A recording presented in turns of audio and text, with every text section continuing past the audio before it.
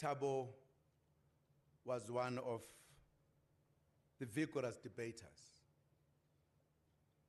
I remember in one meeting which was held in Maputo, a session of this commission, walking out, talking as he walked out of the door, clashing with Josh Lovo on some critical issues.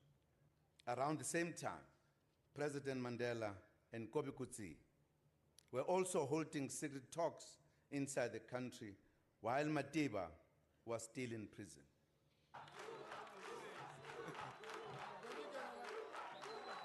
I'm presenting you Jacob Gedlehlekisa Mhlanganyelwa Zuma.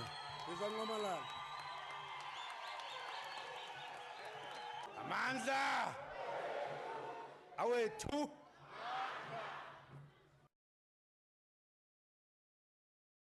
President Mbeki is still involved in the continent and played a very important role in the birth of the Africa's 53rd state, the South Sudan.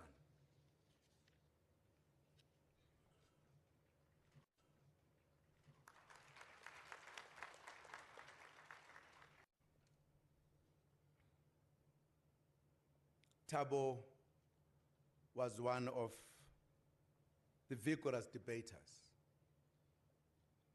I remember in one meeting which was held in Maputo, a session of this commission, walking out, talking as he walked out of the door, clashing with Josh Lovo on some critical issues.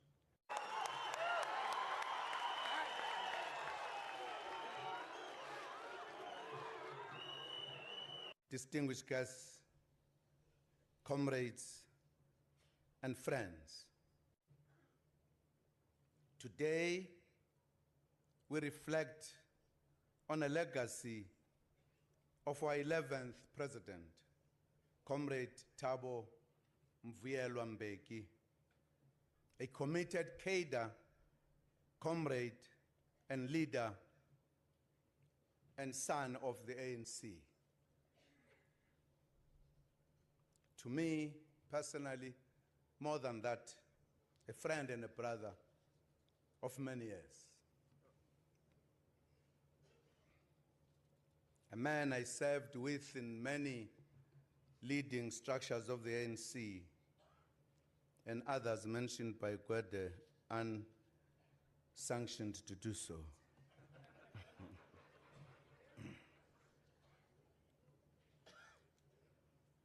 He succeeded President Nelson Mandela as ANC president in December 1997.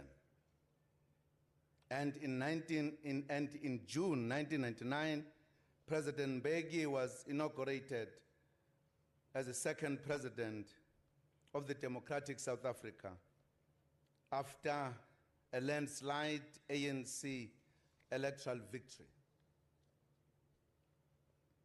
He was elected for a second term as president of the Republic in 2004. President Mbeki has distinguished himself in the ANC as a cadre, as a leader. He played a critical role in the organization's life, in particular during the period 1961 to 1990, the era of armed resistance, exile, and mass mobilization. He also contributed immensely during the period from 1990, from negotiations to the democratic transition and transformation of our country. President Mbeki was born in Idujwa in the former Transkei in June 1994. In 1942.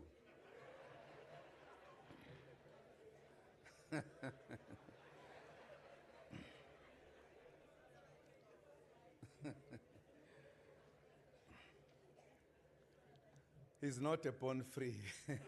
So, 1942, the second child of the late Comrade Govan Mbeki, one of our outstanding leaders, and his wife,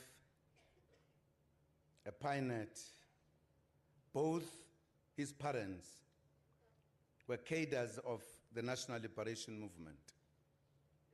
Not just cadres, but leaders of note. His early life has been well documented and appreciated by the country. In 1962, President Mbeki left South Africa for a life in exile, in which he contributed immensely to the political work of the organization and its effectiveness. Our fight against the brutal and racist apartheid was informed by our 4 strategic pillars of our struggle.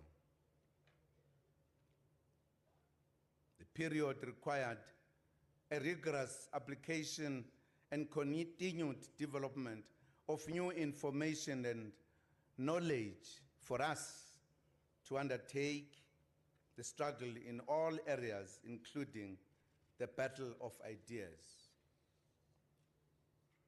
President Mbeki thus became one of the leading cadres of the movement who epitomized the ANC's belief in generating ideas and an ongoing dialogue in the spirit of Mao Zedong's call to let 100 flowers blossom and 100 schools of thoughts to contend, the theme of this lecture. He was one of the cadres entrusted by the leadership collective of President O.R. Thabo to express the various theses emerging from the 100 schools of thoughts on ANC strands of thinking. President Mbeki left South Africa and passed through Botswana, then Rhodesia, and later Tanzania. They had a short spell of detention in Rhodesia as they were questioned, where were they going? They were in a group and accompanied President Kenneth Kaunda to London, where he stayed and worked with President Thabo and Dr. Yusuf Dadoo. He studied at Sussex University for his bachelor's and later master's degree in economics.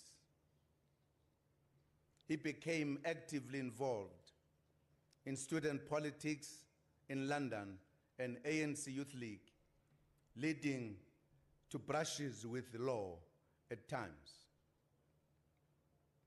This is also the period during which he developed his legendary love of Shakespeare and the poet Yeats, among others. After completing his master's degree, he was granted permission to go to Moscow in the then Soviet Union for his military training in 1969. What is not known is that he was one of the leading military strategists of the ANC.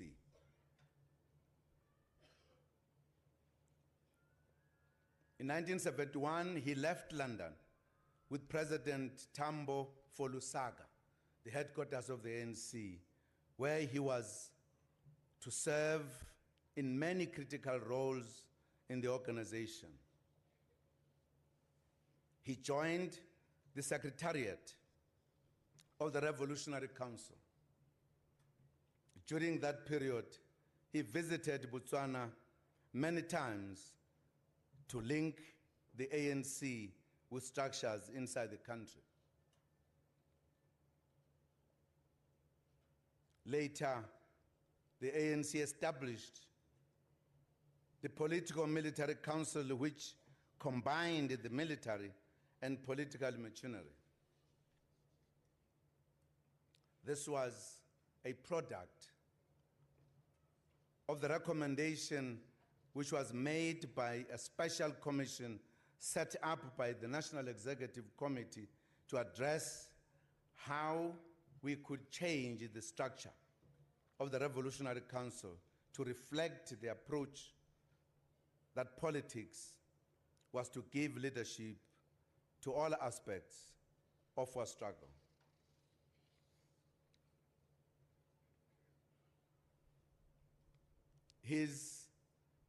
This special commission was chaired by President Thabo. Other members, among others, were Moses Mabhida, Joe Modise, Joe Slovo, and of course, Thabo Mbeki.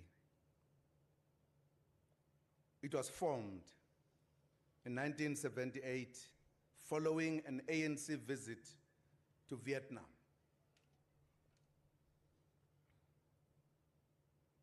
Thabo was one of the vigorous debaters.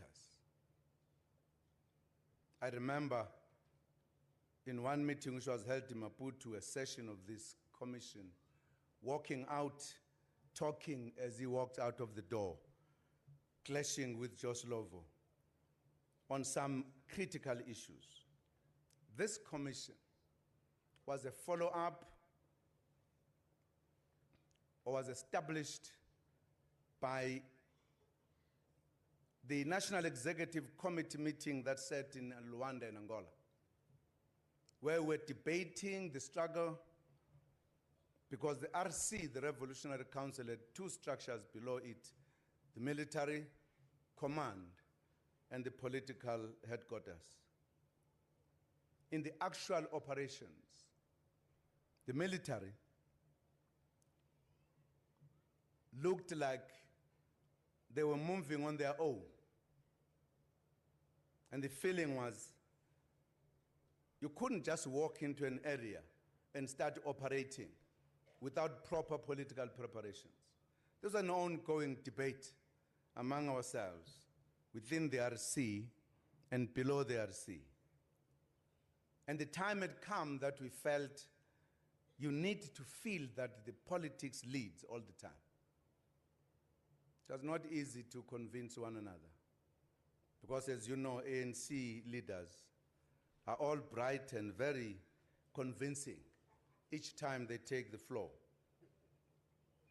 It was then agreed that a delegation led by the president must go to Vietnam to consult with the Vietnamese as to how they conducted their own struggle.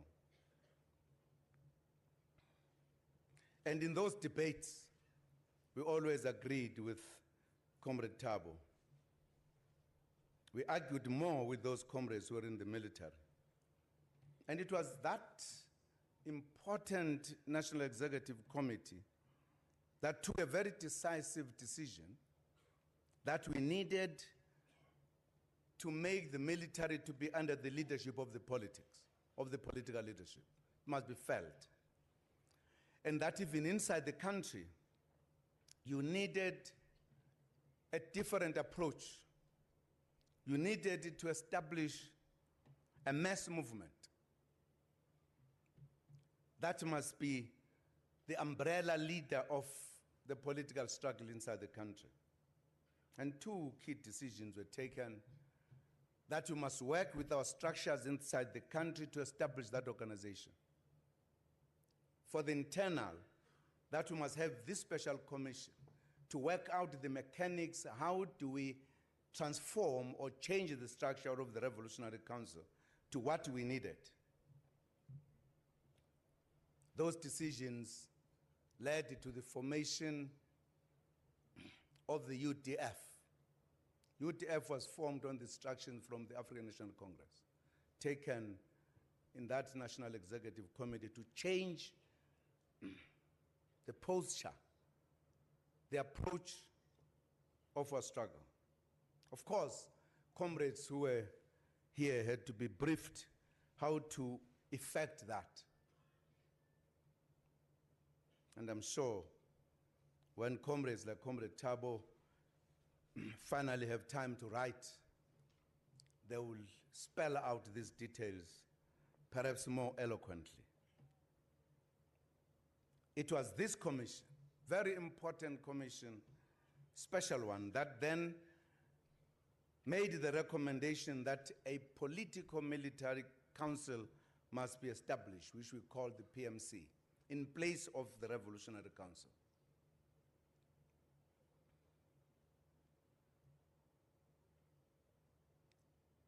In these structures, President Mbeki continued to play a role of pushing the boundaries of our intellectual understanding and knowledge of the political work, of the political world of struggle.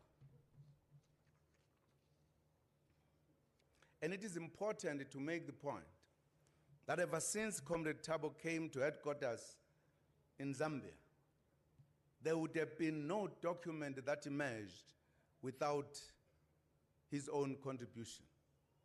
Whether it was on the question of strategy or tactics or any kind of thing, whether it was international, he would have always had his own contribution to these documents.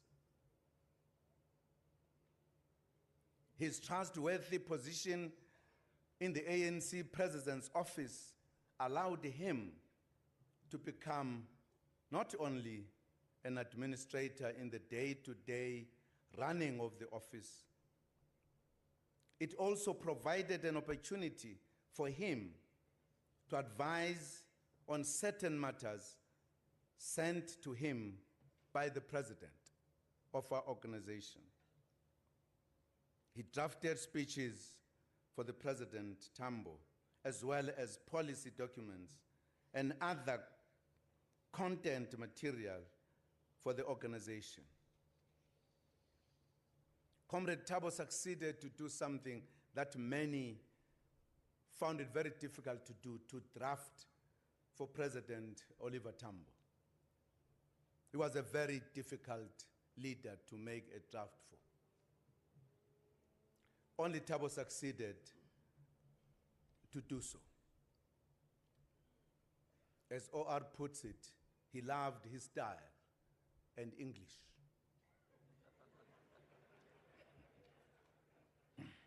President Thabo did not want to repeat the words he said in another speech. Very difficult. In fact, Comrade Thabo had to develop a tactic to give him the draft last minute because, because President Thabo, no matter how good the draft was, he will change it. Now, we used to gossip, OR had the name he did not know that we used. We called him Bones when he was not there. And at times, Thabo will hide deliberately because he would say, there's nothing wrong with this draft, it's very good, but Bones is going to change it.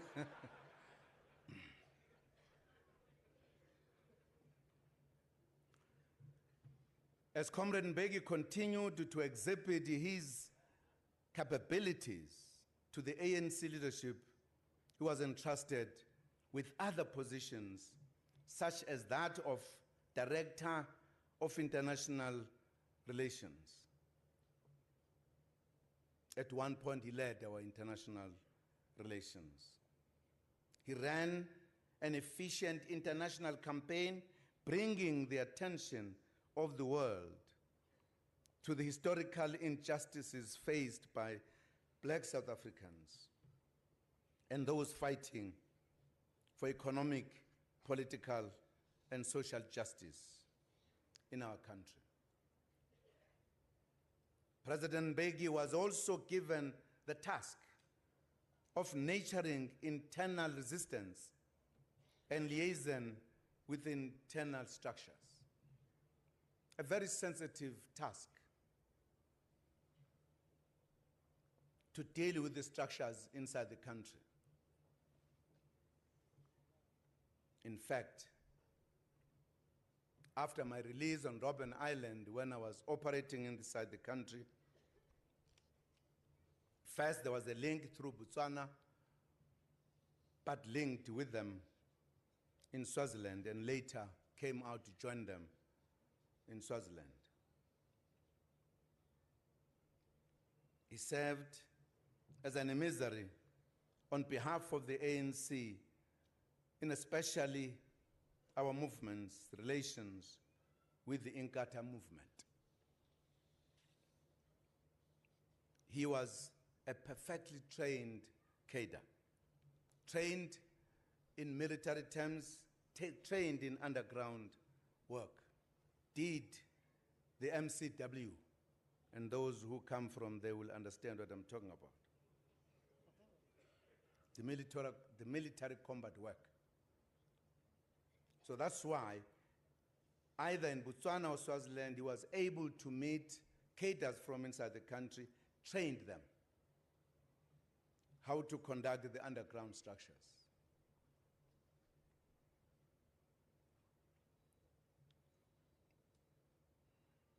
I remember when we were arrested in Swaziland, in my room, the police found a diagram where he was giving lectures to the cadres coming from home.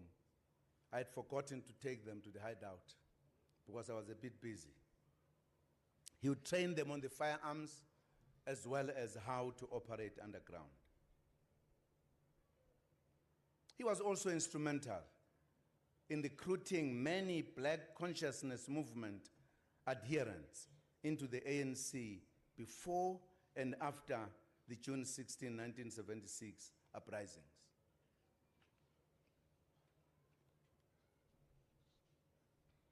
As a selfless cadre, President Mbeki served the ANC in Swaziland as head of the machinery, undertaking underground work, and later in Nigeria as chief representative of the ANC. He was the head of our structure in Swaziland that operated from Swaziland.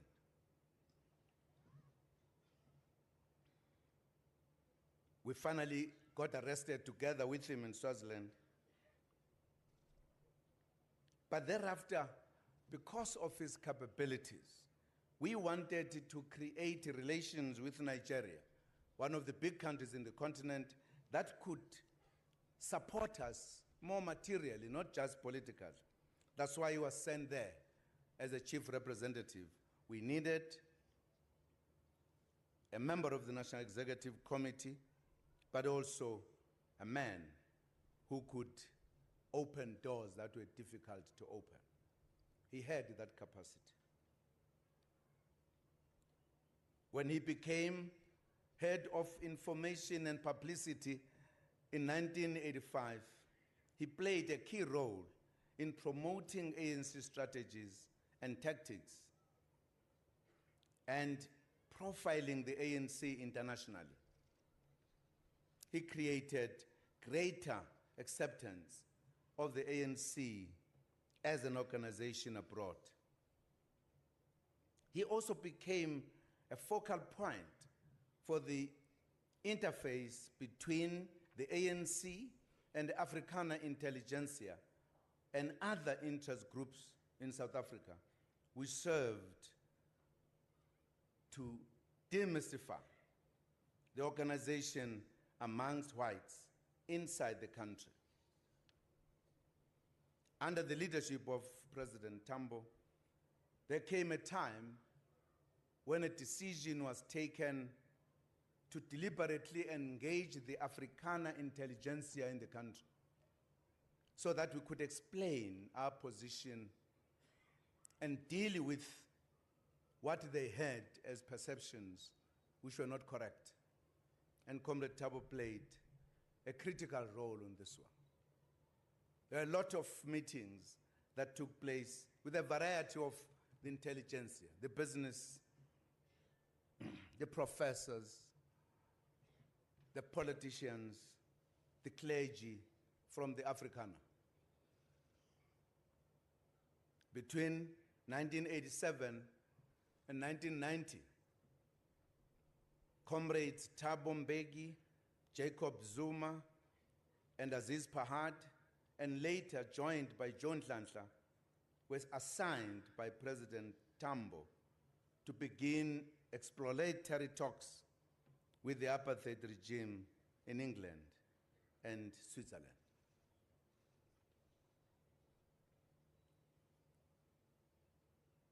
Around the same time, President Mandela and Kobe Kutsi were also holding secret talks inside the country while Madiba was still in prison. I remember one day sent with him to some country when we met two representatives of the regime for the very first time. And when four of us were in the room and they could not hear Xhosa, he said to me, Mfondini, kunyakazi sisu sidibene lamadoda apha namhlanje. And we had a long meeting that those who had dropped us around the city, when the city was getting very lonely, restaurants closing, they were wanting to phone Lusaka to say, these guys have been taken away by these people. Because we're engaging these two guys. President Mbeki played a key role in the drafting of the Harare Declaration, working closely with President Thabo. In fact, you could hardly find Thabo anywhere without Mbeki next to him. He had become such a dependable comrade. In fact, the Harare Declaration that was drafted by President Thabo, he actually jointly drafted it with Comrade Thabo Mbeki.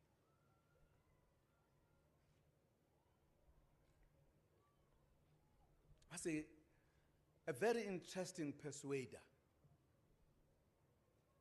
He would simplify difficult concepts and make them easily understood.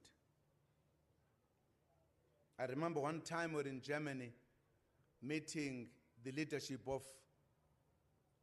the sports, one particular sport, rugby.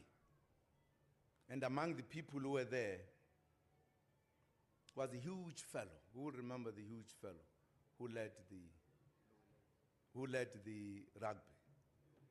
Yes, Louis Late. And after a long meeting, and I remember that day, the Sharks were playing, I think, with Louis Late's team. He kept on asking to go and check the score.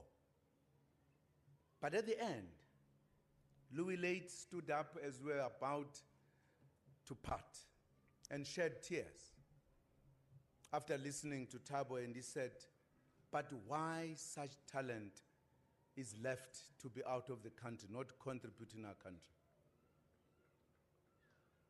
And from that point, he said, I'm going to work hard for the National Party to see the point. He says, today, all the things that have been said about ANC people, I believe they're not true.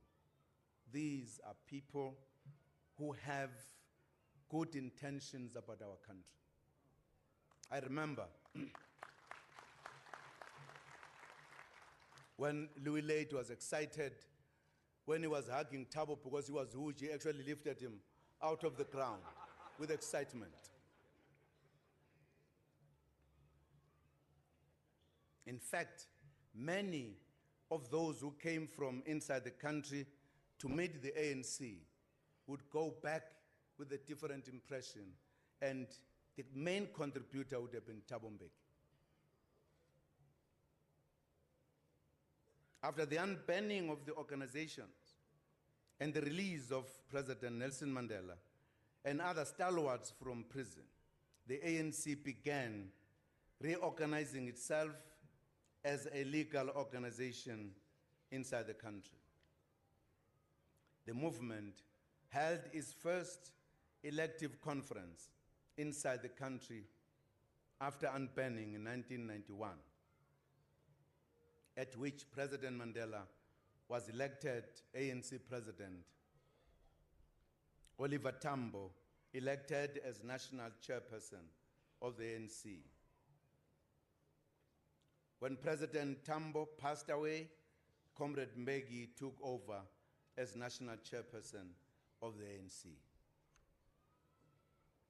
At the National Conference of the ANC in 1994, Comrade Mbeki was elected the deputy president of the ANC.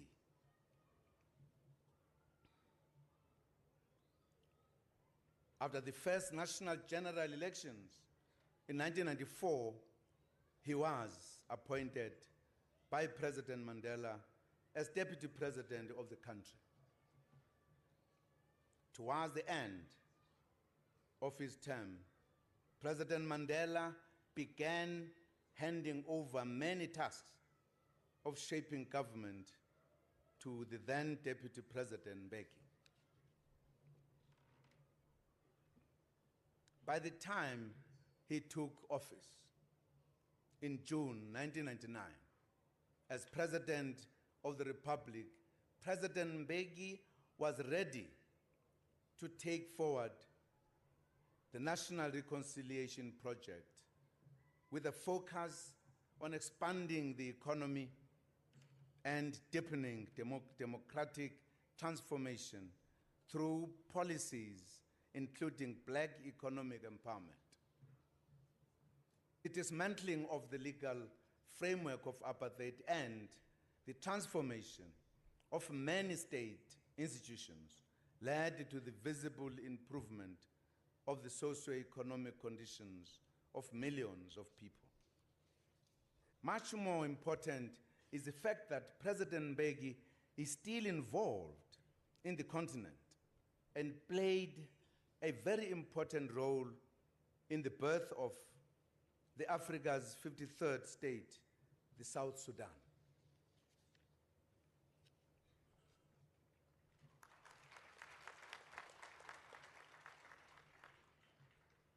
In this regard, and on behalf of the entire nation, I would like to congratulate President Thabo Mbeki for being named African of the Year.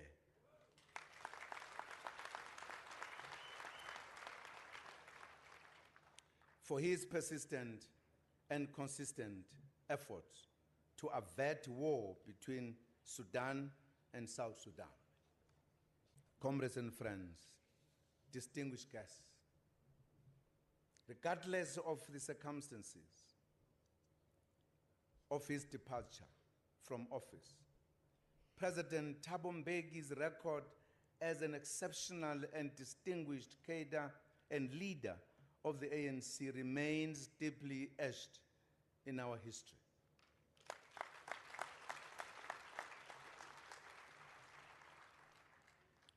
What defined him most as a loyal cadre of the organization and true patriot was his conduct during the difficult and devastating period of his recall from office.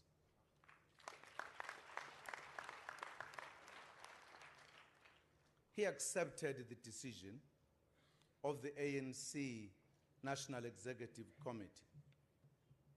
Like a true statesman, he put the country first above personal considerations.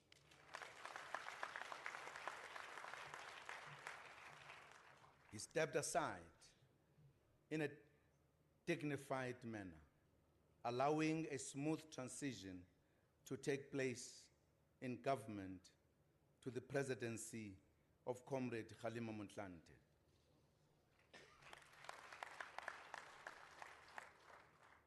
He said, and I quote, I have been a loyal member of the African National Congress for 52 years. I remain a member of the ANC and therefore respect its decisions. It is for this reason that I have taken the decision to resign as President of the Republic following the decision of the National Executive Committee of the ANC. I would like sincerely to thank the nation and the ANC for having given me the opportunity to serve in public office during the last 14 years as the Deputy President and President of South Africa, unquote.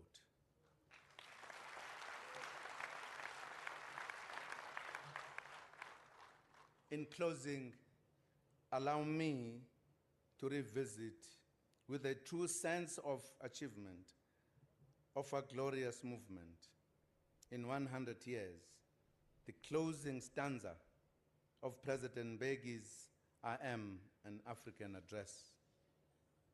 He said, "Whoever we may be, whatever our immediate interests, however much we carry baggage from our past, however much we have been caught by the fashion of cynicism and loss of faith in the capacity of the people, let us err today and say, nothing can stop us now," unquote. And I thank you.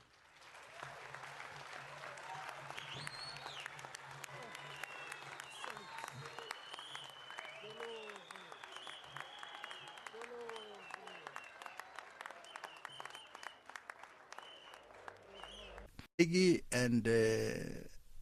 and Zuma, you know, in Zulu, ubungati amate no limi, you know, they were very close, you know, very, very close, because Zuma really believed in Thabo Mbeki wholeheartedly. He believed in his intellect, he believed in his thinking, he believed that Thabo Mbeki was an asset to the movement, which he was, really was an asset, until the time when Thabo Mbeki thought that Zuma needs to be stopped from becoming the deputy president and eventually the president. That's when the tension started. But they were complementing each other very well. I mean, Thabo is more intellectual, is more reserved and so on. Zuma is more outward going and so on. A people's person. Yeah. What happened is that... Let me tell you first about Jacob Zuma and Thabo Mbeki, not as president. You won't believe it, but you need to know. It's on. These guys were like twin brothers. I think Mavimba also deals with that. They were like twin brothers. You won't believe it. They will even wear the same grey flannel, same Cuban shirt together. I mean, they were close. And then they would come home. That's when we were struggling in the trenches. It was tough. And they come home. Now there's money, there's power, which were not there. Trouble started. Then the one does not want Allah to be his deputy. No, this is the deputy president of the ANC. Make him the deputy president of the country. That was what happened. And we forced him to. No, this is the deputy president of the ANC. Make him the deputy president of the country. That was what happened. And we forced Thabo to accept it. But there was an agenda to make Mangosuthu the deputy president of Thabo. That's why Aziz Fahad was made minister in the presidency. It was to watch him like a dog, but it didn't happen. We fought it. So you can see the tension starting to build there, which many people outside, they don't know. But these guys were like brothers, like this. Power created a wedge between them. It was